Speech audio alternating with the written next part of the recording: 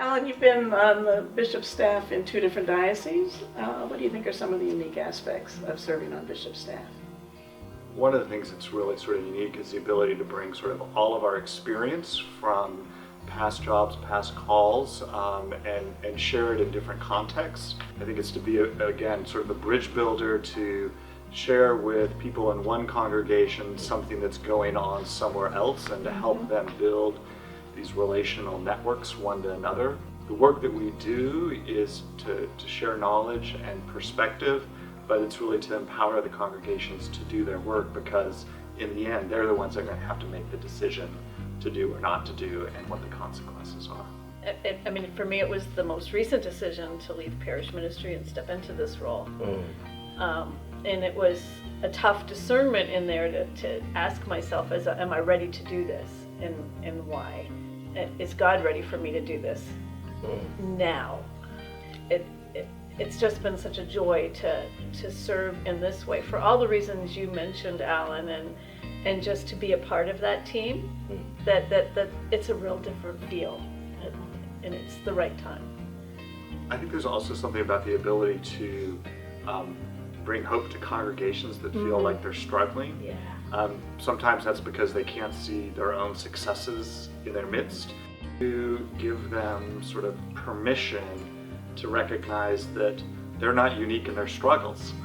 That this is not an indictment of them, that there are challenges that other congregations are facing too, and to share with them ways that congregations have sought to address those challenges. And to name life for a congregation that doesn't feel alive. Yeah. To say, that you notice oh, this is what I'm noticing. This is what I'm feeling. I'm feeling this in this place. You guys are alive. And I think particularly to support clergy in those times, because it can be, as we know, a very isolated place to be a solo pastor in a congregation, particularly if you are geographically remote from other Episcopal congregations. If it's a first call or early call in your career, that you don't have a sense of what normal is. And so I think for us to be able to provide, again, sort of feedback and encouragement and pastoral support. And I think all the more so in the pandemic. It was very isolating, even for folks who were seasoned ministers or in urban settings. Everybody was isolated. Right. But felt not nearly so isolated because of the contact they had with their regional Right. canon. Right. Which is something that I noticed coming in, was the incredible ways in which you as Canon's missioner were offering to this Western Michigan diocese. And so, one of the questions that I have for you is, having admired you so much and worked with you, and also recognizing that you understand transitions, why is this the right moment for you as the 3 Canons missioner to hand the reins to new leadership? Well, I'll jump in. And for one, it was a promise I made to myself and my husband that I would work for 5 years and then I would stop. So there's a time promise that I made. But I think as important, maybe even more importantly, is my sense that we're in a new phase of development. And so having fresh eyes, fresh energy, people who can see that and take it on. When these positions were first originated, I happened to be on diocesan council at the time when we were considering restructuring. It seemed like a reasonable time frame that 5 years would be a good amount of time to live into this new model and to bring my experience and my gifts into this position. But in light of my age, I told the then bishop that 5 years would seem reasonable to me, and we could take a look at it after 5 years and see if that seemed still like a good time for transition. Most of my priestly ministry, like Anne's also, has been an interim ministry, and there were just phases and periods one goes through as a community of faith, whether it's at the parish level or the diocesan level. This just seems like a really good time in the evolution of what God has planned for our 2 dioceses, for us to pass on those responsibilities to the next generation of leadership. And I came in a slightly different circumstance in that I came on board as an interim canon missioner in January of 2021. And so I was able to step in an interim capacity and bring with me 9 years of being on diocesan staff as canon of the ordinary in another diocese.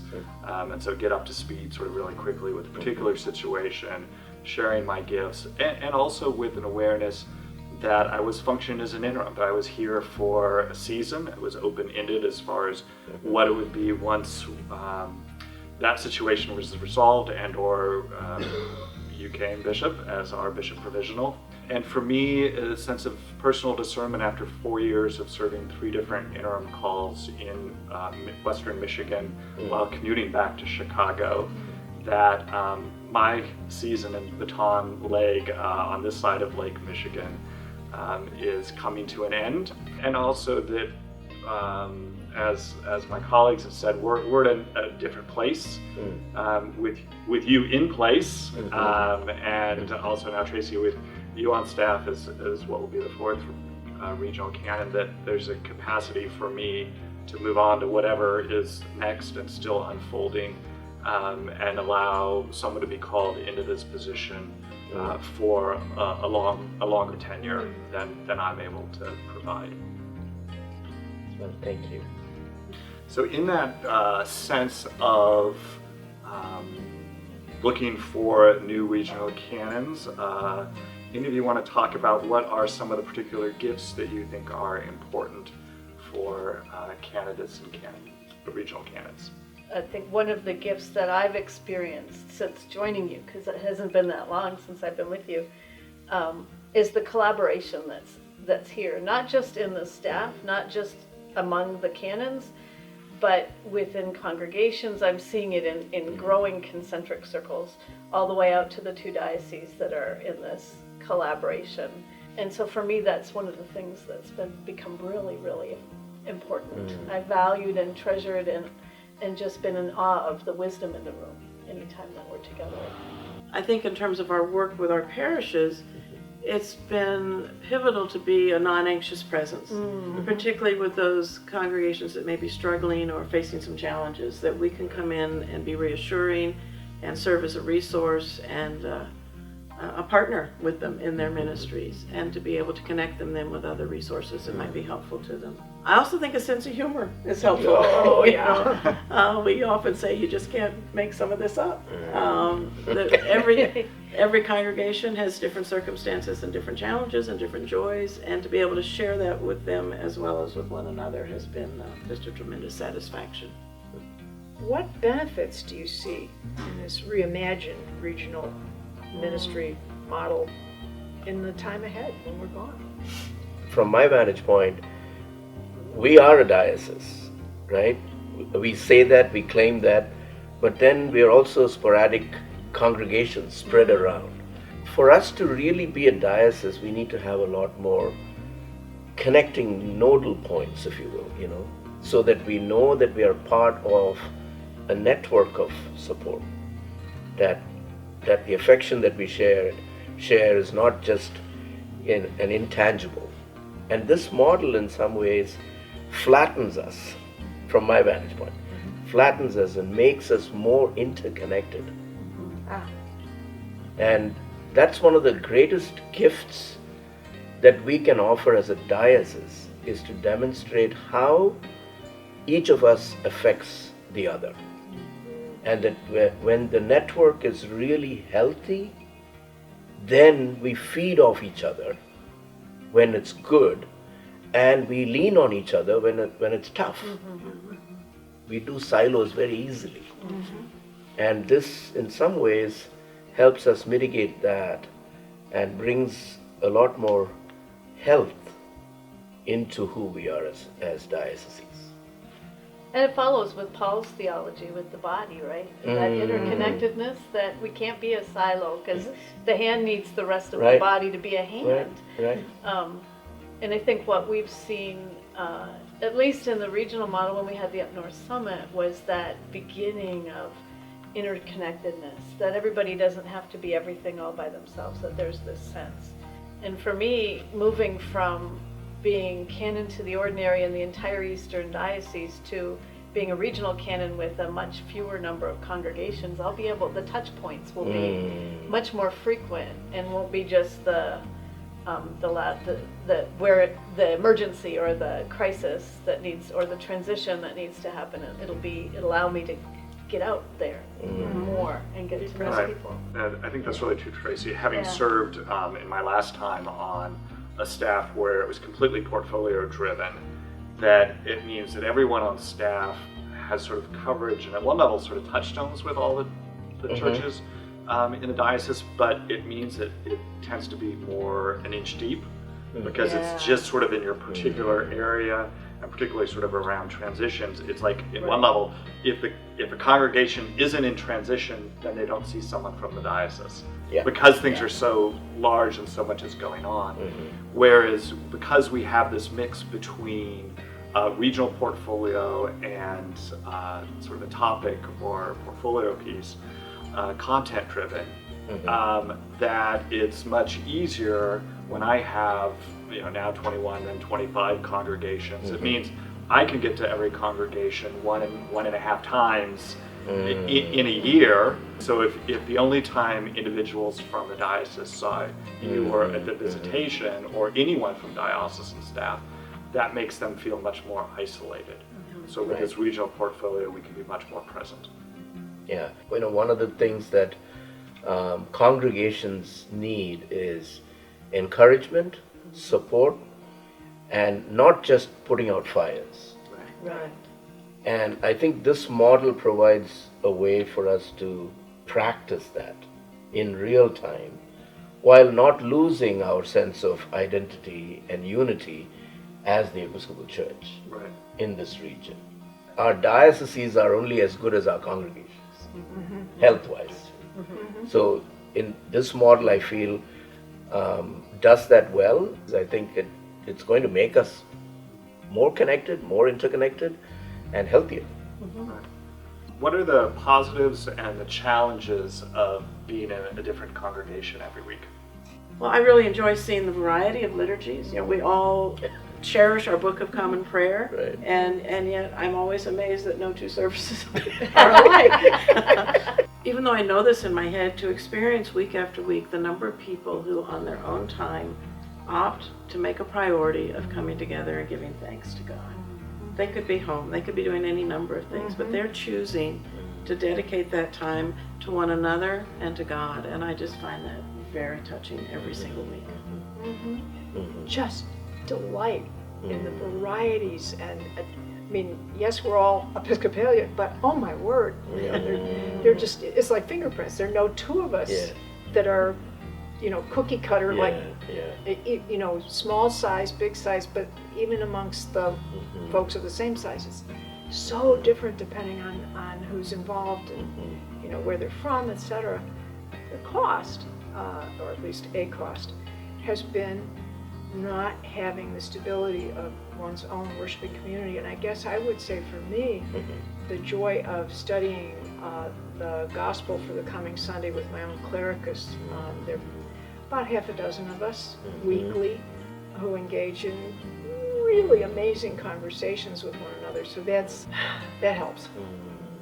Our staff becomes my primary community of support, community of faith, community of connection. And because we don't have the Sunday morning stability, it means, again, it's really important to have a frequency of coming up here to the Diocesan Center in Western Michigan, and when we have the joint in-person diocesan staff meetings, that rhythm is important in maintaining.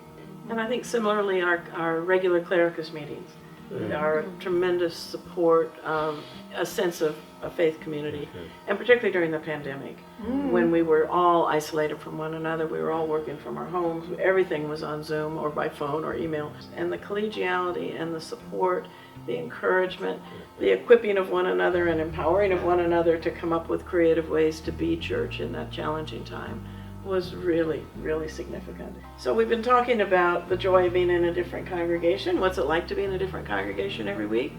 That means we drive a little bit. So friends, how many miles do you get to put in your mobile office every year? 15,000, 20,000. think I'm probably about 15 to 20,000 as well. Although I will say, again, it's actually one of the great sort of gifts of this job and traveling around is I will often spend my time, I'll sort of drive, if I'm pushed for time, I'll drive on the interstate, but if not, I take the back roads. And there is something about sort of understanding the culture that we're in as a diocese when you travel along the back roads and through the small towns and eat at the diners. Pre-pandemic, it was a little bit more. We've gotten accustomed to Zoom, so I would say I'm probably around 1,000 to 1,200 miles a month. I'm too embarrassed to say how much I. You have a hybrid, so I have a hybrid. So that's a good thing. That does help. Yeah. So you got pulled over as a bishop? Yes. And cut. And cut. No. The one time I got pulled over, I didn't get a ticket, and it wasn't for speeding, which was a relief already for me.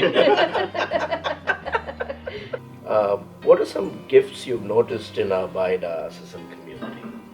I think it is the willingness to try. I was really fortunate at convention this year to host a facilitator workshop on small churches ministries.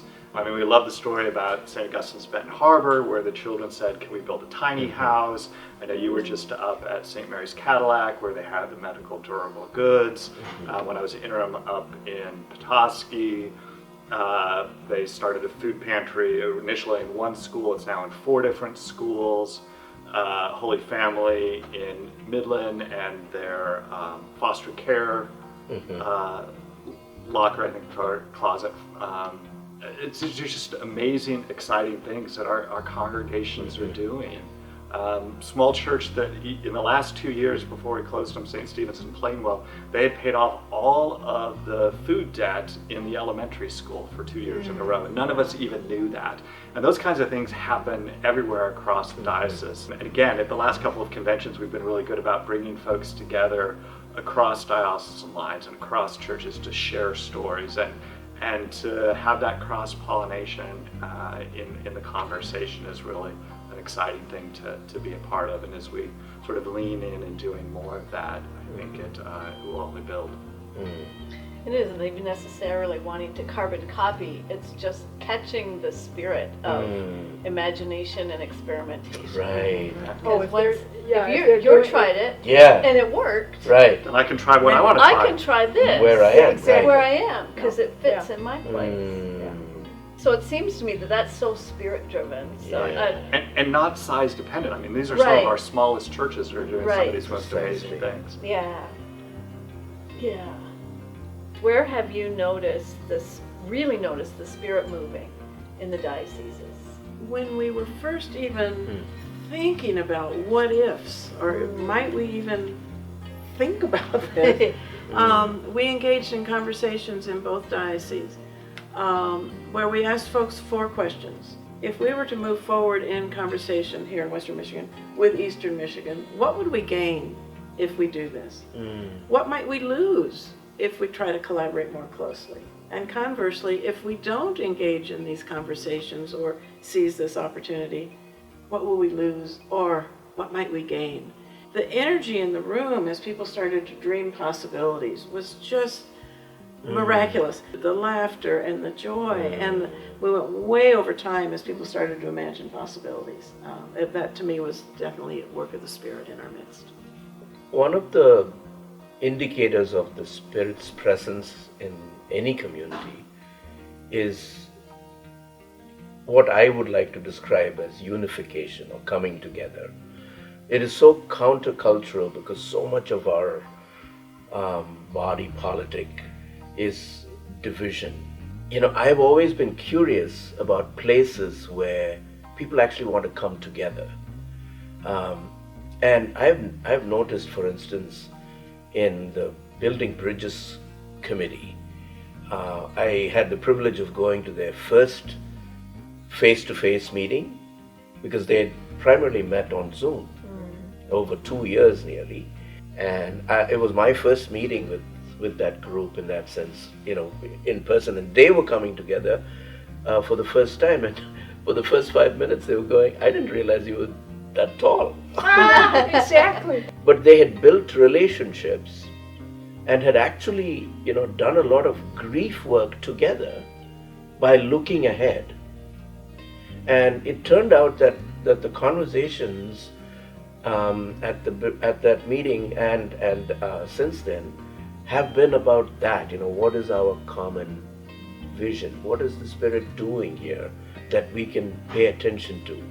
And one of the things that I had been asking some of the leaders was, why didn't you ever think that you could just go back to the way things were?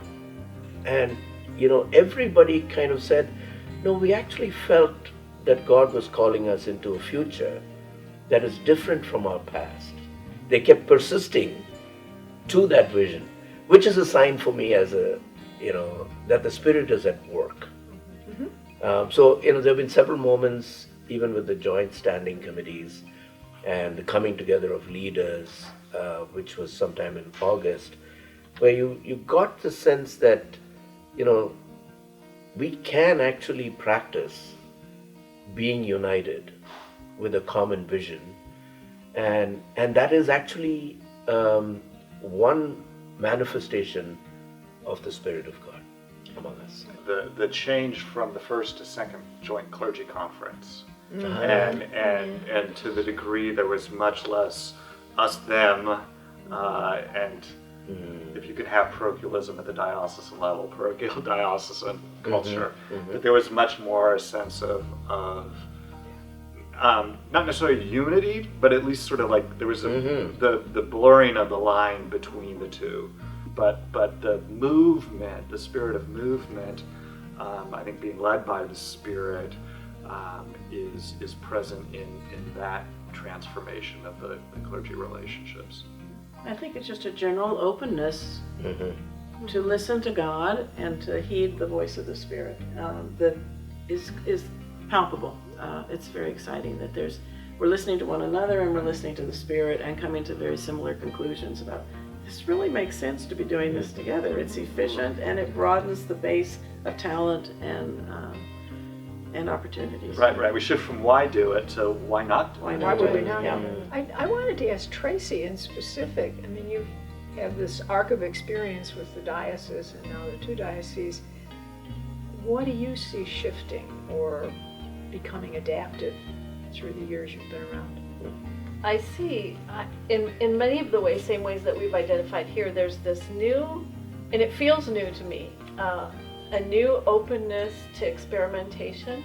I would describe it from diocesan convention even, that there's something different in the air, and it's palpable, and that to me is the Spirit, that there's just this new sense of wanting to try something.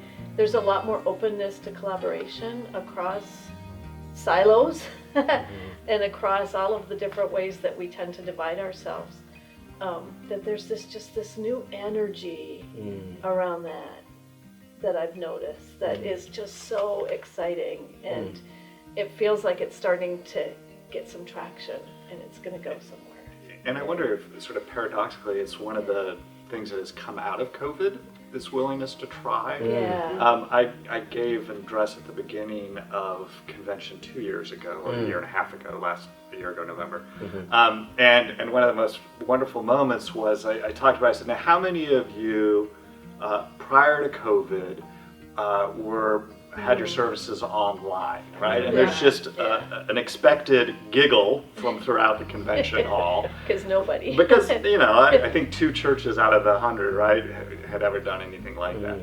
But then when I said, but now how many of you have services online now, the whole convention hall raised their hand, and there was this audible sigh, but this sense of we were forced to do something new. And I think for a number of our churches it's like, oh, we can try, and we can do something that's size appropriate but new and different. So let's build on the success of having done that beforehand. Yeah, I think you're right. That was one of the gifts of COVID, is this sense. And now it's rippled out. Like, it's not just tied to online church anymore. Right. It's gone so much further. not only a willingness, but a capacity to do things like, I was very much concerned late last week about whether or not we were going to be able to gather in Big Rapids for Right. the confirmation service because the weather was, we were Mm. having Not blizzards exactly. and, should we be asking people to be out in that? It's always beautiful weather in Michigan. You'll love coming here. Right. It's gorgeous weather in Michigan, but some of it shouldn't be driven in. That's true. That's true. So, knowing full Yeah. well that if we had to pivot Right. to some could. sort of, We could do it. what do they call it? Live stream, or We had to pivot to that. We could. we've got some practice in there. Well, not only that, but some muscle. Yeah, well, muscle memory, right? I mean, Right. of trying new It's things. not and as doing- scary. Mm. So, Anne, you make me think because you said that all the weather in Michigan is beautiful. What do you love about Michigan? What do I not love about Michigan? Now, I will qualify. I'm in northern Michigan, and I can feel my heart lift when I'm going up the superhighway, and and the hills start to roll, and the trees start to get thicker. Oh yeah, and the clouds. Oh yeah, And for me, it's big water. yes. I mean the Great Lakes big water. Mhm. It's as soon as I see that mass of water, I'm home. And when I first moved here many, many years ago, I was told you can't go more than 7 miles in Michigan without encountering a body of water, whether it's a stream or a river or a pond or a lake, and I think that's absolutely true. And that combined with the beauty of the seasons just is breathtaking to always remember the stunning handiwork of God in Michigan. It really is magnificent. There's actually a point when I turn and go north in Traverse City where there are trees, a lake, and then hills beyond that. It blows my mind every time I see it. To see this body of water, it's probably the East Bay or the West Bay, I don't know, but floating between trees and hills is like, And then my first call in Michigan was as a student in seminary, and there was a place along the river, and I was curious because it was a difficult place to be in a lot of ways when I was in seminary. But there was a place when the road opened up and the river was there that I just went, wow. And I was curious about that the day that we went down to Harson's Island for their celebration, because Right. I went right past that part. And I'm in a different part of my life now. And I thought, I wonder what the river's going to do to my soul in that moment. And it did the very same thing. Wow. It just did the very same thing. Yeah. I will say I moved from Western New York to Michigan, and I was stunned at how beautiful the state is. This fall was spectacular. I mean, the oranges and the pinks and the reds and the yellows, just glorious. I will also say, I love the people here. There's just a gentle hardiness that is really quite grounding. Of course, the spirituality of people constantly is inspiring to me. The way people support one another, it's a good sense of humor, just beautiful. There's a resiliency here. Yes. And I would add, echoing Bishop, a genuine care for neighbors. Yeah. And that's Yeah. shown through churches, through nonprofit agencies, and people really do Mm-hmm. care for one another in every sense of the word. Yeah.